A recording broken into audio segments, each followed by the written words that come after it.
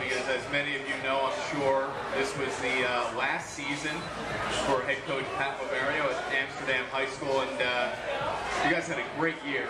I know it didn't end the way you wanted it to, but an undefeated regular season. And in high school football anyway, I would imagine it's difficult to beat the same team twice in the same year, and it's sort of what you guys ran up against. You handled Burnt Hills pretty easily in the regular season, and then got them again in the Class A title game. But first, Coach, I want to ask you, for people who are out there and may not know it, you know, what was the reasoning behind this being your final year? I know I read that you sort of predetermined that 2011 would be your last year. It's kind of probably before we start a little bit. There was a coach on the staff, and he was looking at some chances to move on to take a head coaching job. There's some other young coaches there that would be qualified to do that also. And I thought at the time, if I could go 2 more years, finish up with my kid, he was a senior this year, and a bunch of his friends who I had coached throughout their lives in basketball, baseball, football, that would be a nice time to go. It would open the door up for a few of these other guys, and it would be selfish for me to stick around and have them leave and go other places and just last another year or two. And then some people that could have been around for 10, 12 years are now gone and they're coaching somewhere else. Now, how immersed in coaching for you? I mean, how big of a void is this going to leave for you? It's going to be huge. I've been there for 28 years. The first 5 I did as a volunteer. 16 years as the head coach. And, you know, a lot of people don't know that after the practice is over, you go home and shit every night, you plan for the next day, spend another 2, 3, sometimes 4 hours when it's a big game at night getting ready. And, you know, I come home, I eat something quick, I don't see my family until the next morning, and you go to school and rat race, and they give up a lot just like you do. But it's all immersing, you put everything you have into it, it's gratifying, it's the greatest job in the world, and I would truly miss it. 6 Section 2 titles, right? A state championship in, was it 05? In 05. You're the winningest coach in school history. I mean, you're leaving some pretty big shoes to fill, but it sounds like what you said about your assistant coaches, you're leaving it also in capable hands. Yeah, there's great people there, and I just hope when they make a decision, they decide to go to someone that wants within the organization.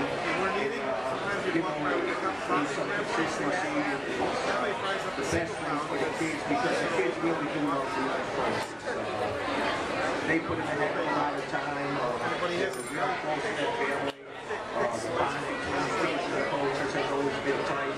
There's a lot of kids tonight, and you know, I hope somebody's as fortunate as I was 16 years ago to get that job. Now, let me ask you, let's go back to you coaching your son. You wanted to see out his high school career. What is that like, coaching your son? I mean, I would imagine there's no real special treatment out there, and does he call you dad on the football field? No, you know what, every once in a while he may slip and say dad, but usually it's yes sir, no sir. The kids were great in that fashion, and as a part opposed to any special treatment, the only special treatment he gets is it's a little tough. I was going to say, you're a little harder on him, right? Now, Pat, let's talk about this year. You know, you knew it was going to be the final year. Does that change your approach, or did you feel a little more pressure, or did you feel the kids were pushing a little bit harder because they also knew it would be your last year? Well, they knew, you know, prior to the season, they already knew when we were going through 7-on-7s in the summer, and there was a little bit there, and they let me know, especially when we lost to a son, they didn't get the job done. There was a little bit more pressure on me, knowing it was going to be my last year. Not as far as pressure on if I would win or not, but like I said, I think the pressure was, I've known all these kids for, you know, their entire lives. I spent a lot of time with them. They're quality group, not just the guys that play football, this whole senior class. I've talked with all of them. I love the guys, I love the girls. They support one another, they go to each other's ball games. My wife's also a teacher who said every few years you get a special class. prepared like we did each and every other time we went to those games and put the time in. It was really hard to go up. Having to beat a team for the second time. I think a lot of people don't realize is, you had us in Burn Hills. It was a great game. Either team could have won. We played Queensbury the week before in a tough game. Yep. Either team could have won. So we were trying to beat two of the best teams that I've ever coached against twice in 1 year. Not just one team, but both teams twice. And, I don't know if that's a little bit out of us. But it was great competition. All the kids and the athletes and the coaches from the opposing teams were great to me throughout the year. And it made the year a special year. When you look back on that Burn Hills game, not in the moment, obviously, at the loss, but when you can sort of separate yourself from it for a minute, is there satisfaction in that it took sort of such a wild play just to beat you guys? I think, the point again I was asked again, what would it be? Would it be special? And you say, sure, I go on, you'd like to win that section title, but the most you can ask is that your kids put in the effort and really leave everything out there on the field. And when they did that, that was more the crowd of doing than whether it was won or lost. I mean, we could have won and played a terrible game. They could have played a terrible game. But both teams left everything they could out there on the field. And to go out in that fashion to a team who now has won 4 titles and a coach who's just an exceptional guy and an exceptional coach. You got beat by great people. Coach, how long before your wife is looking to kick you out of the house now that you'll be around so much? Well, the day after we lost, she was out. She took my son diving into a tournament out at Harvard. And, I kind of felt sorry for myself. Took it easy to watch football all day, and the dishes were still in the sink. When she got home at about 11 that night, I heard it. So it didn't take long. Not even a full 24 hours. That's great. That's great. Let me ask you a serious question. Football coach for 28 years, head coach for 16 of them, right? Looking at the Penn State situation, and not necessarily even Joe Paterno's ousting, but given what we've heard, and if it ends up being fact, what sort of responsibility do you feel, and did you feel as a football coach in terms of the leadership you owe the young men on your team, and what sorts of responsibilities you felt in quote-unquote protecting them? You look out for your football players just like your second family, and I've always said this, I get it.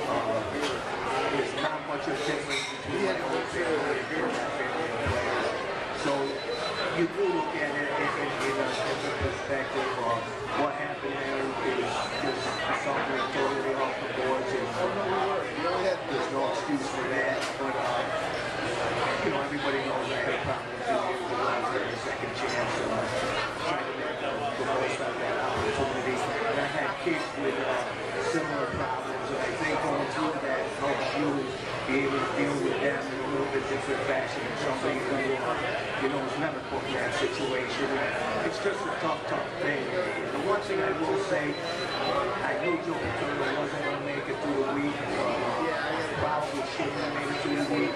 The thing that I find a little bit crazy is that you get all these administrators and all these people that are supposed to figure things out, and they want to sit in a room, and they say, okay, this is what we really feel should happen. Joe Paterno, who was given the information and passed it on, should have called the police, so it should happen. He's going to go, but the guy who watched him at the point, he's going to be able to stay in coaching. I don't know how you can sit in a room with same people that are supposed to make this decision, and that's the solution right now. And, part of me thought last night when they announced just the Paterno and the president's firing was that, well, they'll come out tomorrow and it'll be a separate, smaller deal that Coach McQuarrie will also have to go. And when that didn't happen today, I was shocked, and I don't see how they can allow him to be on the staff. I think it's going to happen before Saturday. I think it will.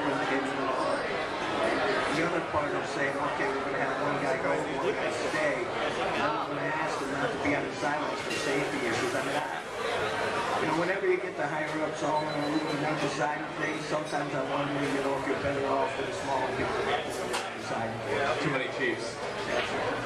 So now, Coach, what do you do in quote-unquote retirement? What do you look forward to in, you know, being able to use your time doing what now instead of coaching? Well, I hope my kid moves on and plays in college, but that's going to be a decision he has to make. I'm taking him on a trip to that point. And things go well for him. He's fortunate enough to play at the next level. It'd be great to go watch him play. You know, once a coach, always a coach. Have to see what kind of opportunities goes on. You just have to see how everything plays out. Now, did you say your son visited Cortland? Yes, sir. I went to Ithaca, so you're going to have to let me know if he goes to Cortland. The Cortica Jug is this weekend. That would have been a bad weekend for him to see first, or maybe for you guys to see his parents as the first weekend at Cortland. Yeah. I was at one of those with one of my players that played for me early on, Tyler Tessero, when he went out to Ithaca, and we went over, and it's a great experience for anybody that just lives in the area, and you may not have ever had a son play football or anything, but you get the opportunity to go out to that game. Yeah. It's just a great experience. It is a lot of fun. Yeah, it is definitely a lot of fun. I think Sports Illustrated at one point called it the biggest little game in college football. So the Cortica Jug is definitely a great time. Coach, congratulations on a great career. Thank you so much for coming out here tonight to be with us. And I hope your wife takes it easy somewhat on you. Well, listen, I appreciate it. The media all over throughout the section has always been great to me, been great to my family, been great to Amsterdam and the kids that play for us. And I think that's one of the things I look back on. And I appreciate all you guys for that. Thank you. Coach Liverio, a great